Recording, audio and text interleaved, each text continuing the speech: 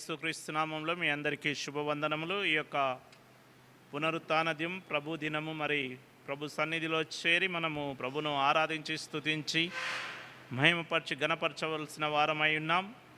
ఈ దినమునకై ఏర్పాటు చేయబడిన ఆరాధన పాఠ్యభాగము 140వ కీర్తన. మరి మనకు ఉత్తర ప్రత్యుత్తర పాఠ్యభాగంగా చదివించి మనకు ఆరాధన వాక్యాన్ని అందించవలసిందిగా సహోదరి రోసలీనా అశోక్ గారిని ఆహ్వానిస్తున్నాను. దయచేసి అందరం లేచి నిల్చుందాం. అక్క ఒక 20 నిమిషాలు మనకు వాక్య పరిచర్య చేస్తారు.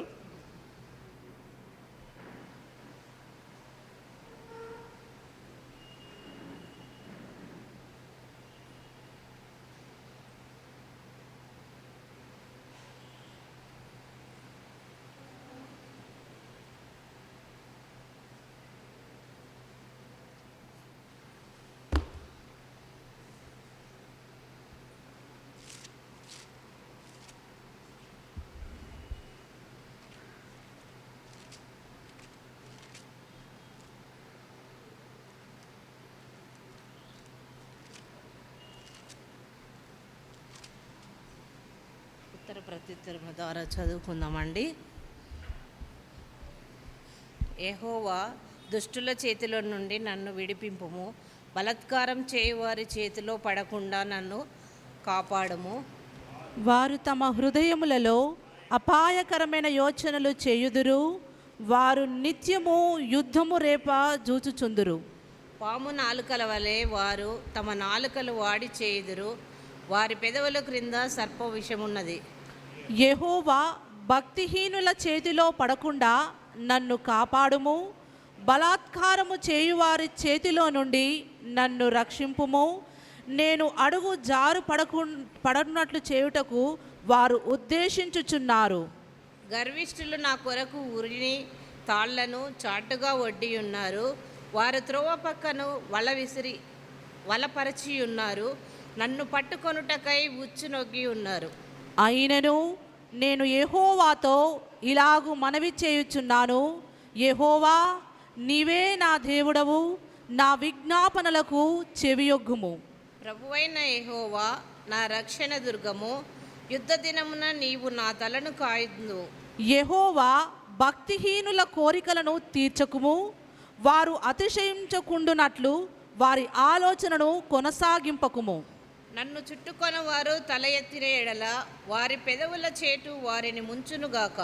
కనకనలాడు నిప్పులు వారి మీద వేయబడునుగాక, వారు తిరిగి లేవకుండునట్లు అగ్నిగుండములో వారు కూల్చబడుదురుగాక, అగాధ జలములలోనికి త్రోయబడుదురుగాక. కొండెములాడు వారు భూమి మీద స్థిరపడకుండునుగాక, ఆపత్తు బలాత్కారులను తరిమి వారిని పడద్రోయుదురుగాక. బాధింపబడు వారి పక్షమున యెహోవా వ్యాజ్యమాడుననియు, దరిద్రులకు ఆయన న్యాయము తీర్చుననియు నేనెరుగుదును. నిశ్చయముగా నీతిమంతులు నీ నామమునకు కృతజ్ఞతాస్తుతులు చెల్లించెదరు, యథార్థవంతులు నీ సన్నిధిని నివసించెదరు. దయచేసి కూర్చోండి.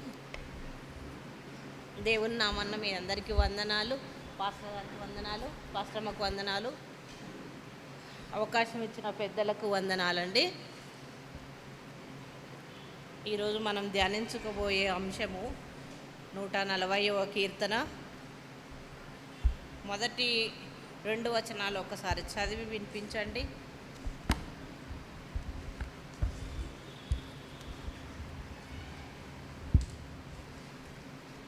యెహోవా, దుష్టుల చేతిలో నుండి నన్ను విడిపింపుము, బలాత్కారము చేయువారి చేతిలో పడకుండా నన్ను కాపాడుము. మొదటి వచనం అంటే ఈ దావీదు కీర్తన దావీదు భక్తుడు ఎందుకు రాశారంటే, సౌలు చేత ద్వేషించబడినప్పుడు, మురళి ఇది సైడ్కి వెళ్ళిపోతుంది,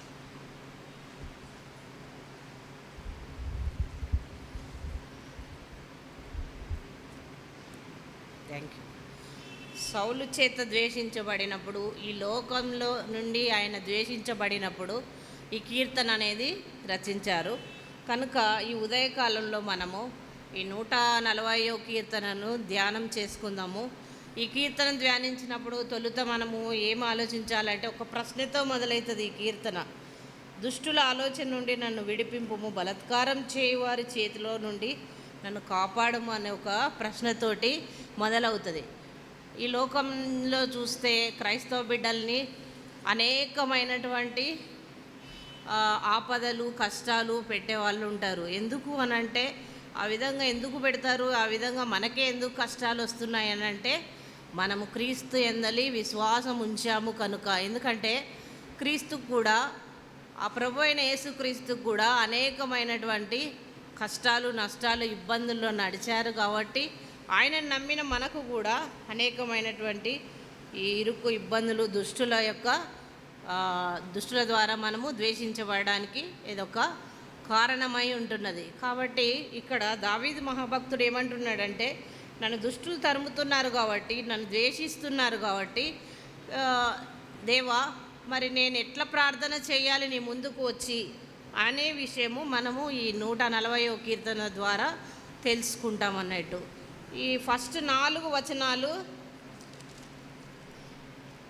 5 వచనాలు ఏం చెప్తుంది మనకు అని అంటే, తనను తరిమేది, తన కష్టాలలో ఉండేది, తన శత్రువులు తన ఎలా వెంబడించేది అనే విషయము దేవుని దగ్గర ఆయన దేవుని సన్నిధానంలో తన యథార్థతతో ప్రార్థించడము ఇక్కడ మనం చూస్తాం. ఈ దావీదు కీర్తన 140 అధ్యాయం అంతా ఒక 4 ప్రార్థనా అంశాలుగా మనము విభజించుకోవచ్చండి. మొదటి 5 వచనాలు ఆయన యథార్థతను చూపిస్తారు, దేవుని దగ్గర యథార్థతను కనపరిచే విధంగా ఉంటుంది. అదేవిధంగా 6 నుంచి 11 వరకు 6-7 ఏమో ఏం చూపిస్తుంది అంటే, నీవే నా కేడెము, నీవే నా కొండ, నీవే నా దేవుడవు అని చెప్పి దేవునికి దావీదు భక్తునికి ఉన్న సంబంధాన్ని మనకు వివరిస్తుంది. అదేవిధంగా 8 నుంచి 11 వరకు ఈ లోకంలో ఉన్న శత్రువులను నువ్వు వర్ధిల్లింప చేయకు, అభివృద్ధి చెందనీయకు, వారు నా మీదకి వస్తున్నారు కాబట్టి నువ్వు వారిని అభివృద్ధి చెయ్యకు అని చెప్పి అది 3వ భాగంగా మనం తీసుకోవాలి. అదే 4వ భాగంగా చూస్తే 13 లాస్ట్ చివరి వచనం 13, ఏది ఏమైనప్పటికీ, ఎంత కష్టాలు ఉన్నప్పటికీ, ఎంత దుష్టులు మనల్ని ఎదిరించడానికి వచ్చినప్పటికీ నిశ్చయంగా నువ్వు నీతిమంతులను, నీ నామాన్ని కృతజ్ఞతాస్తుతులు చెల్లించేవారిని, నువ్వు నీ సన్నిధిలో నివసించేవారిని నువ్వు ఆశీర్వదిస్తావు. యథార్థవంతులు నీతిమంతులు మాత్రమే నీ సన్నిధానంలో ఆశీర్వదించబడతారు, తప్పించబడతారు అని 4 విభాగాలుగా దీన్ని విభజించుకోవచ్చు. ఫస్ట్ 5లో ఏమన్నా ఉన్నది, 2వ వచనం, వారు తమ హృదయములలో అపాయకరమైన యోచనలు చేయుదురు, వారు నిత్యము యుద్ధము చూచుచుందురు, పాము నాలుకల వలె వారు నాలుకలు వాడి చేయుదురు. అంటే అలాంటి దుష్టక్రియలు చేసేవారు నా వెంట ఎప్పటికీ ఉంటారు కాబట్టి ఇలాంటి సమయాలలో నేను యథార్థత కలిగి ఉండాలి దేవా, నా యథార్థత నీకు తెలుసు కాబట్టి నన్ను యథార్థంగా ఉన్నప్పుడు నువ్వు నన్ను నడిపించే దేవుడవు, విడిపించే దేవుడవు కదా అని చెప్పి దేవుని ఎదుల ఆయన యథార్థ హృదయం కలిగి ప్రార్థిస్తున్నాడు. నెక్స్ట్ 2వదిగా దావీదు ఇలాంటి విపత్కర పరిస్థితిలో ఉన్నప్పుడు 6-7, అయినను నేను యెహోవాతో ఈలాగు మనవి చేయుచున్నాను, యెహోవా నీవే నా దేవుడవు, నా విజ్ఞాపనలకు చెవియొగ్గుము, ప్రభువైన యెహోవా నా రక్షణ దుర్గము, యుద్ధ దినమున నీవు నా తలను కాయదువు. ఈ 2 వచనాలు 6-7 ఏం చెప్తుందంటే, నీవే నా దేవుడవు, ఇన్ని కష్టాలలో ఉన్నప్పుడు, ఇన్ని శ్రమలలో ఉన్నప్పుడు, ఇంత దుష్టులు నన్ను వెంబడిస్తున్నప్పుడు నీవే నా దేవుడవు, నా పక్షాన నీవే పోరాడే దేవుడవు, నా రక్షణకర్తవు నీవేనయ్యా అని అంటున్నప్పుడు దేవునికి దావీదు భక్తుడికి ఉన్న సంబంధము, అదేవిధంగా ఆయన దేవునితో కలిగి ఉన్న సంబంధాన్ని మనకు ఇక్కడ చూపిస్తున్నారు. ఏంటి అని అంటే సంబంధము అని అంటే మనం ఇంకా దీని గురించి లోతుగా ఆలోచిస్తే దేవునికి మనకు సంబంధం అయితే అది యథార్థమైనది, న్యాయమైనది, శాశ్వతమైనది కదా. ఈ లోకంలో చూసినట్టయితే సంబంధాలు అనేటివన్నీ కూడా ఏంటి, ఆర్థిక సంబంధాలే. అంటే డబ్బు ఉంటేనే మనతో ఉంటారు, అది తల్లిదండ్రుల ప్రేమ అయినా, భార్యాభర్తల ప్రేమ అయినా, పిల్లల ప్రేమ అయినా, ఏదైనా డబ్బుతో ముడిపడి ఉన్నాయి ఈ కాలంలో సంబంధాలన్నీ. ఓకే, కాబట్టి అలా ఉన్నప్పుడు ఇప్పుడు మనం పిల్లని చేసుకోవాలి మన ఇంటికంటే మనం ఏం ఆలోచిస్తాం? అమ్మాయి ఎత్తు, పొడవు, తర్వాత తెల్లగా ఉన్నదా, జాబ్ ఉన్నదా, ఇవన్నీ ఆలోచించి చూసి చేసుకుంటాము. అంటే ఈ లోకంలో ఉన్న సంబంధాలన్నీ ఎట్లా ముడిపడి ఉన్నాయి?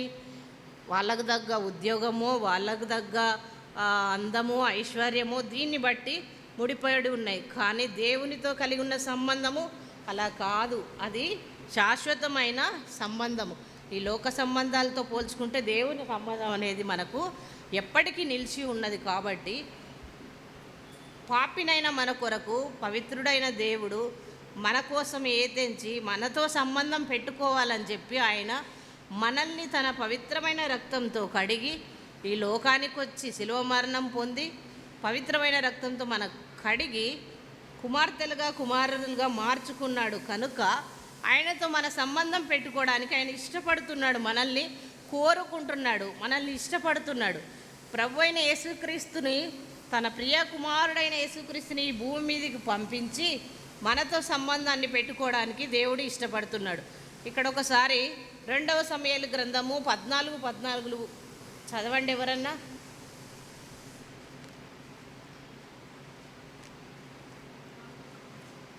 మనమందరమును చనిపోదుము కదా, నేలను ఒలికిన మీదట మరలా ఎత్తలేని నీటి వలె ఉన్నాము. దేవుడు ప్రాణము తీయక తోలివేయబడిన వాడు తనకు దూరస్థుడు కాకయుండుటకు సాధనములు కల్పించుచున్నాడు. అంటే దేవుడు మనల్ని దగ్గరికి తీసుకోవడానికి కొన్ని సాధనాలను ఉపయోగించుకుంటున్నాడు. అంటే ఎట్టి పరిస్థితుల్లో మన చేయి విడవద్దని చెప్పి కొన్ని సాధనాలు.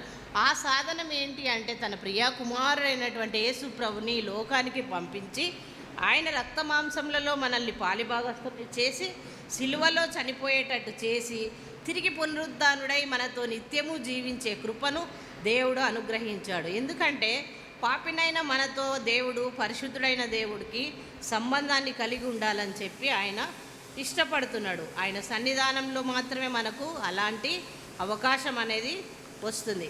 ఈ విధంగా మనము దేవుని మీద ఆధారపడినప్పుడు ఇక్కడ దావీదు భక్తుడు ఏం చెప్తున్నాడు?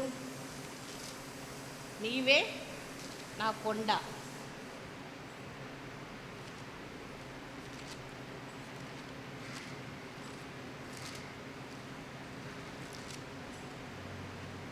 అయినను నేను యెహోవాతో ఇలాగూ మనవి చేయుచున్నాను, యెహోవా నీవే నా దేవుడవు, నా విజ్ఞాపనలకు చెవి యొగ్గుము.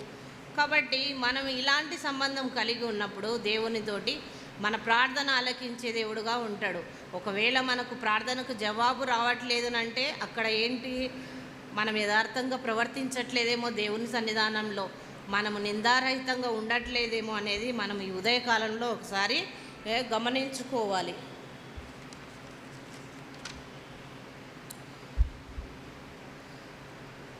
కాబట్టి ఇక్కడ మనం తెలుసుకున్నది ఏంటి అని అంటే ఈ వచనాలలో మొదట మన దావీదు భక్తుడు మనకు ఏం నేర్పిస్తున్నాడని అంటే మనకున్నటువంటి కష్టాల ద్వారా మనం వాస్తవికతలోనికి యథార్థతతో నడవాలని చూపిస్తున్నాడు.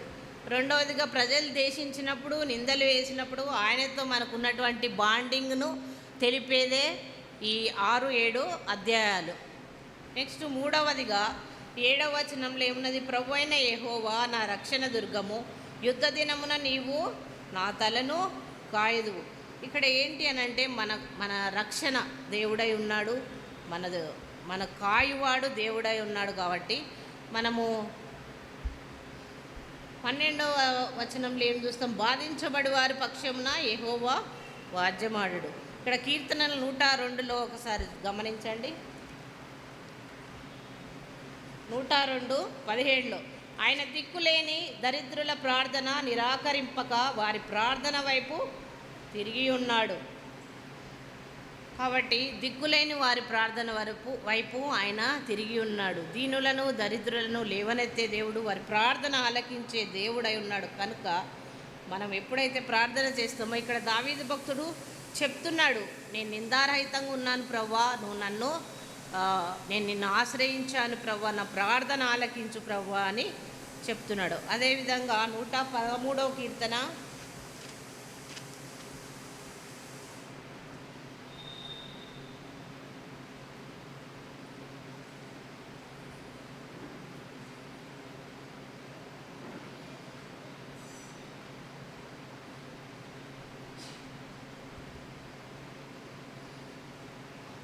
113 కాదండి,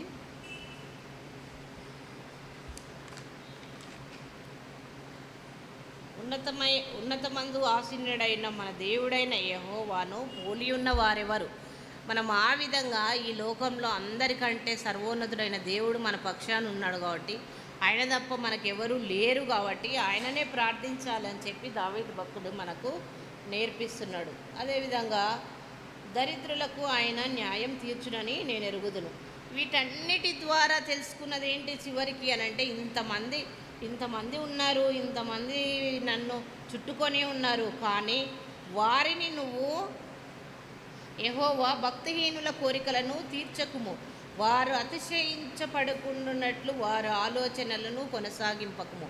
అంటే వాళ్ళని అభివృద్ధి చెయ్యకు, భక్తిహీనులను ఒకసారి దర్శించు ప్రభువా, వారిని అభివృద్ధి చెయ్యకు ప్రభువా, వాళ్ళు నన్ను చుట్టుకొని ఉన్నారు, వారు నన్ను చుట్టుకొని వారు తల ఎత్తినేళ్ల వారి పెదవుల చేటు వారిని ముంచునుగాక, వారు చేసిన కీడు వారికే తగులును కానీ నా మీదికి రానియకు ప్రభువా అని ఇక్కడ దావీదు భక్తుడు ప్రార్థన చేస్తున్నాడు. వీటన్నిటి సారాంశం ఏంటి అని అంటే, చివరిగా నిశ్చయంగా నీతిమంతులు నీ నామమునకు కృతజ్ఞతాస్తుతులు చెల్లించెదరు, యథార్థవంతులు నీ సన్నిధిని నివసించెదరు. కాబట్టి ఇక్కడ మనం తెలుసుకోవాల్సింది ఏంటంటే, నిశ్చయంగా నీతిమంతులు యథార్థవంతులు మాత్రమే దేవుని యందు నివసించెదరు. తర్వాత దేవుని సన్నిధానంలో నివసించే యోగ్యతను కానీ ధైర్యాన్ని కానీ దేవుడు కల్పిస్తాడు అని చెప్పి మనము తెలుసుకోవాలి. ఆ విధంగా దీనులు యథార్థవంతులు నీ సన్నిధిలో అని అంటే, దీనురాలైనటువంటి మరియమ్మను దేవుడు లేపాడు, అదేవిధంగా దీనురాలైనటువంటి హన్నాను దేవుడు నిలబెట్టాడు. అలాంటి వంశంలో నుండే యేసుప్రభు వచ్చారు కాబట్టి దీనులుగా మనము నిత్యము ప్రార్థించేవారిగా ఉండాలి అని చెప్పి ఈ 140వ కీర్తన ద్వారా మనము తెలుసుకున్నాం. మనకు ఆపదలు, తర్వాత దుష్టుల శత్రువులు మనల్ని తరుముతున్నప్పుడు యెహోవాను నిశ్చయంగా ఆశ్రయించే వారికి ఎలాంటి కొదువు లేదు అని దేవుడు చెప్పాడు. కాబట్టి ఆయన పిల్లలుగా మనము ఈ ఉదయకాలంలో నేర్చుకోవాల్సింది ఏంటి అంటే, దేవుని పట్ల మనం భయభక్తులు కలిగి ఉండి యథార్థంగాను నిశ్చయంగాను ఆయన సన్నిధానంలో మనము ప్రార్థించినప్పుడు మన ప్రార్థనకు జవాబిచ్చే దేవుడు, మన కష్టాలు ఉరల నుండి దేవుడు తప్పించే దేవుడు అయి ఉన్నాడని దావీదు భక్తుని ద్వారా మనం తెలుసుకున్నాము. ఈ చిన్న వాక్యాన్ని దేవుడు దీవించుగాక. అవకాశం ఇచ్చిన మీ అందరికీ వందనాలు.